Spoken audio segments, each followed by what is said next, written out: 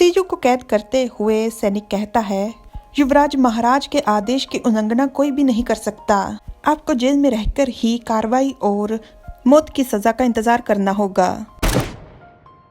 वो दरवाजे को बंद कर चला जाता है। सी कहती है, मेरे पिता ने मेरी जगह उपपत्नी शन पर विश्वास किया।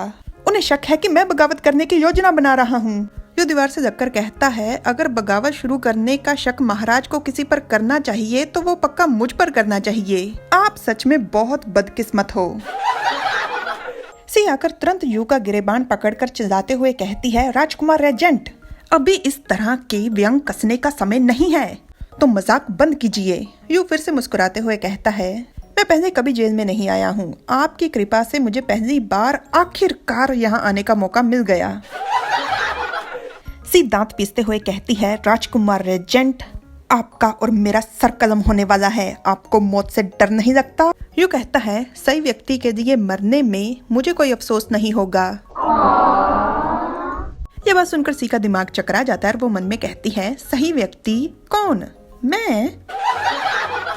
यू सी का हाथ पकड़ अपनी तरफ खींचता है तो सी पूछती है, ये आप क्या कर रही हैं? यू सी को एकदम से गले लगाकर कहता है, मुझे पूरा विश्वास है नरक भी बेहतर लगेगा अगर मैं आप जैसे सुंदर इंसान के साथ मरूंगा।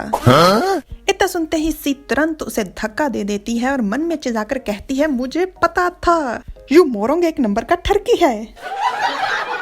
यू बिस्तर को थपथपाते हुए कहता है, बहुत रात हो चुकी है, अगर आप थक गए हैं तो आप मेरी बाहों में आराम से सो सकते हैं। जिस पर साफ तौर पर सी इनकार कर देती है और यू कहता है, तो फिर मैं तो सो रहा हूँ। इस बात को 4 घंटे बीत जाते हैं। बहुत रात हो चुकी थी और सी एक कोने में बैठी हुई थी और उसकी ठंड से कुल्फी जम रही थी। सी यू की तरफ तिरछी नजरों से देखते हुए मन में कहती है, ये रात को इतनी ज्यादा ठंड क्यों हो जाती है? इतनी घटिया जगह पर यू मोरोंग को नींद कैसे आ सकती है? क्या वो ठंड से मर गया? मुझे कोई चिंता नहीं, मैं उसकी चिंता में ये सब कुछ थोड़ी कर रहा हूँ। मैं तो बस देखना चाहता हूँ कि उसकी सांस चल रही है कि नहीं। सी जैसे यू के गाल को छूती है, यू तुरंत उसको खींच अपनी बाहों में ले लेता है। सी कहती है, मुझे पता था तुम नाटक कर रहे हो। यू कहता है, पास आ जाइए, ठंड नहीं लगेगी। सी थोड़ा घबरा और शर्मा रही थी, पर फिर वो आराम महसूस करते हुए मन में कहती है, हाँ ठंड तो वैसे कम लग रही है। और वो दोनों इसी तरह से सो जाते हैं।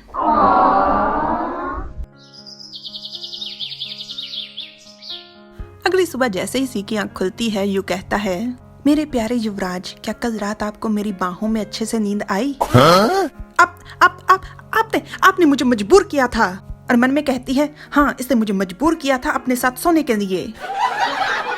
यू कहता है, आप क्या जिम्मेदारी नहीं उठाएंगे? आखिरकार हम दोनों एक साथ सोए हैं कल रात। सी शर्माते हुए चिल्लाते हुए कहती है, राजकुमार रेजेंट जी, आप कैसी बातें कर रहे हैं? इतने में आवाज आती है, कितना प्यारा दृश्य है। सी तुरंत उस आवाज की दिशा में घूमकर कहती है, कौन है? वहाँ पर शन था जिसने पंखे से अपना मुंह छुपाया हुआ था। कहता है, आप लोग लगे रहिए, मैं चलता हूँ। सी तुरंत घबराते हुए कहती है, नहीं नहीं रुको, मत जाइए। Like, share, subscribe, comment. Thanks for watching.